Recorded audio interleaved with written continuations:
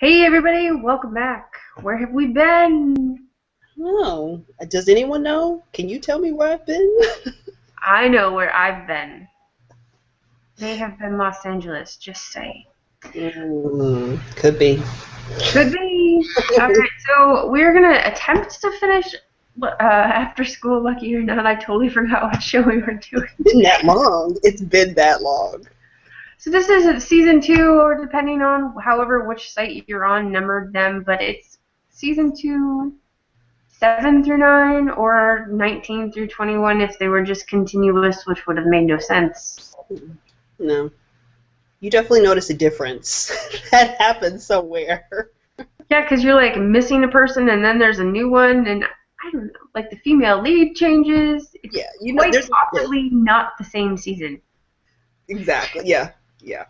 Alright, so the most disjointed review ever. Tanya has notes because why not? You need them.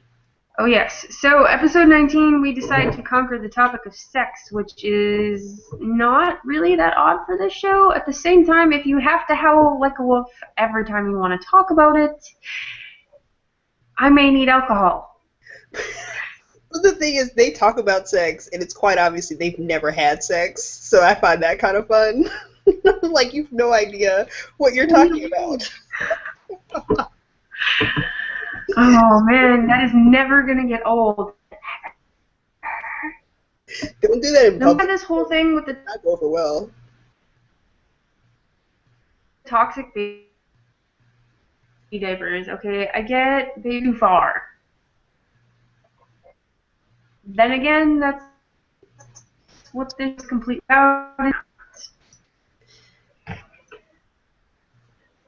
Oh my goodness. Black bean noodles at the Great Wall, and then they just randomly leave this baby with two people who should not be in charge of a baby. None of these people should be in charge of a baby. Ever. Ever. This child is I just gonna like the random moment where, like, they set the baby down and you're sitting there going, if that were a real baby, we're just gonna walk away from this baby, never mind. Anyway, so they spend the whole time doing rock, paper, scissors about who's gonna carry the bag, and then the one ends up eating all of the black bean noodles by the time they get to the end of the Great Wall, because he's losing the rock, paper, scissors on purpose. Oh God. I wanted to hit The him. thing I felt is, so bad for he them. is so dumb that and how he's been able to get this far in his life in the first place. Like, you're so dumb. But you're cute and you're tall, so I guess that counts. I spend a lot of time going, is he really stupid or is he just really brilliant? Could be like a Pinky in the Brain. He's more like Pinky kind of situation. Like, you think Pinky is dumb, but in actuality, he knows exactly what's happening. Yeah, I could see that. I could Absolutely. totally see it. Like, I mean, okay, losing rock, paper, scissors on purpose is not that catastrophic. But the fact that even the smart one didn't figure out what he was doing until it was already too late. Props, kid, props. I'm taking notes from him, of all people. And then we end up with this whole delusion with Teo thinking that the club girl is the school nurse, but it's actually not. It's not her, but the thing is, it doesn't really matter if she's the girl from the club or if she's actually the nurse, because at the end of the day, their entire relationship, whatever the hell it was at the end, was just inappropriate. It's just they should not even be hinting at the fact that there could be something that could possibly happen between them. No, it should not happen at all. Let's never encourage these things ever. No, no, absolutely not. Alright, and then in episode 20, we get all of these awful confessions, which are actually really brilliant parodies of other shows. Like, we have My Love from Another Star, we've got the Do I Like You scene from Airs at one point, or, God, why I still cannot remember the name of the drama where she's like, I can't walk, I'm too tired, give me a piggyback, which you mentioned was like most of them ever anyway, but I was going to say that's probably why you can't remember, because it's basically every show ever. yes. So they have all of these awful confessions that are actually really brilliant. I enjoyed them.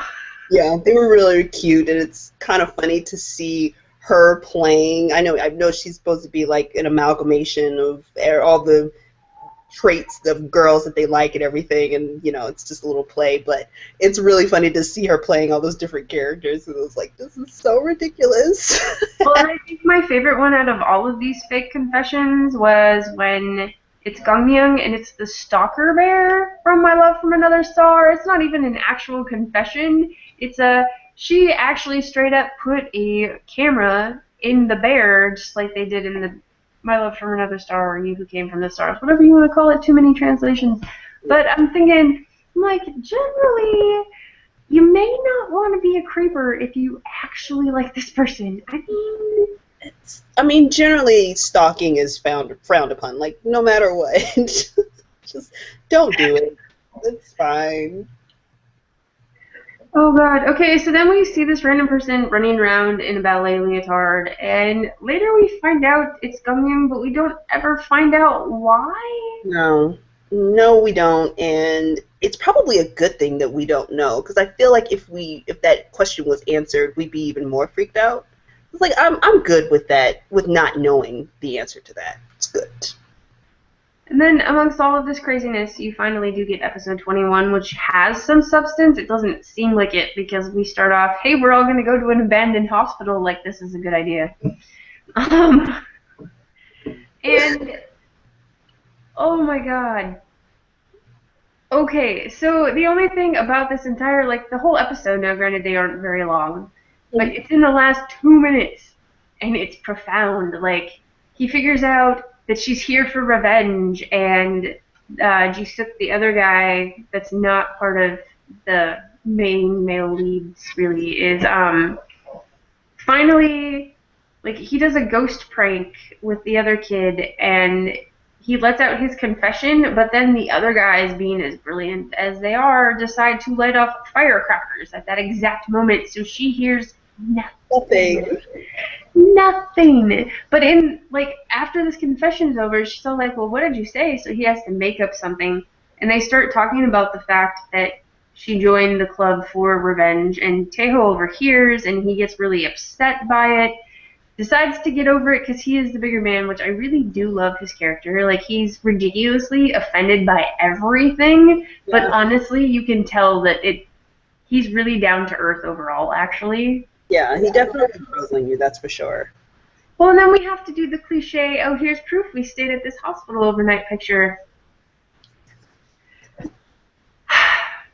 At least they got a selfie stick. That I appreciate. It was not on a selfie stick, but they had to go ahead and yell surprise, which is cute because that's the name of the group that they're in. At the same time, you cannot cameo in your own drama. Like, that's basically what they were trying to do. I'm like, you're already the stars of this, and they don't ever really try and hide that they're in this group or anything, which is brilliant if you think about it, because that's all anybody's here to watch it for anyway. Yeah. But just over-promotion a little too much, and it's corny and it's cheesy, but the fact that all except for Jisuk and the girl, which is I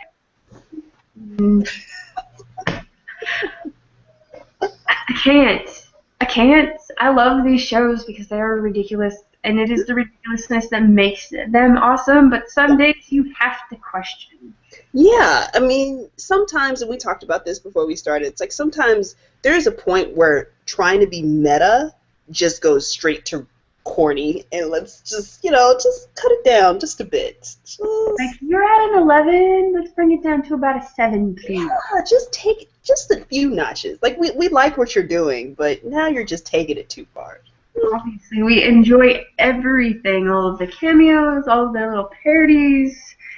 Thankfully, although we're done with talking about these 3 episodes, there's 3 more left. Yeah, there are. It's going to be great. I don't have nearly as many notes about those. Well, there's a plot in those. So there is, because they actually have a purpose, because, the drama actually has to end at some point. Somehow, I didn't think it was going to happen, but they were able to fit in a plot, and I'm very proud of them for that. Didn't I tell you? I told you. I'm like, the whole time you're watching it, you're going to be like, what in the hell is happening? Why am I sitting here? And then all of a sudden, bam. And that was the thing. Like, I saw it, and I'm like, wait. I'm like, is that plot? What's happening? What? Yeah. You have to become like a basset hound or something. Wait, I might smell a plot somewhere.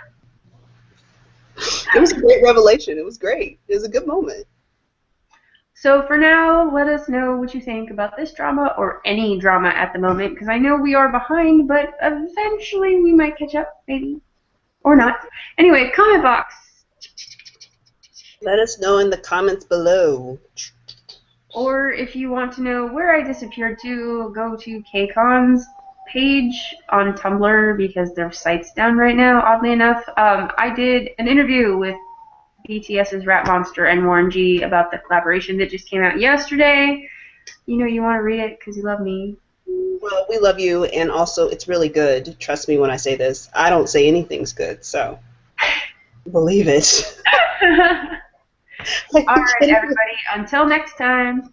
Bye. Bye.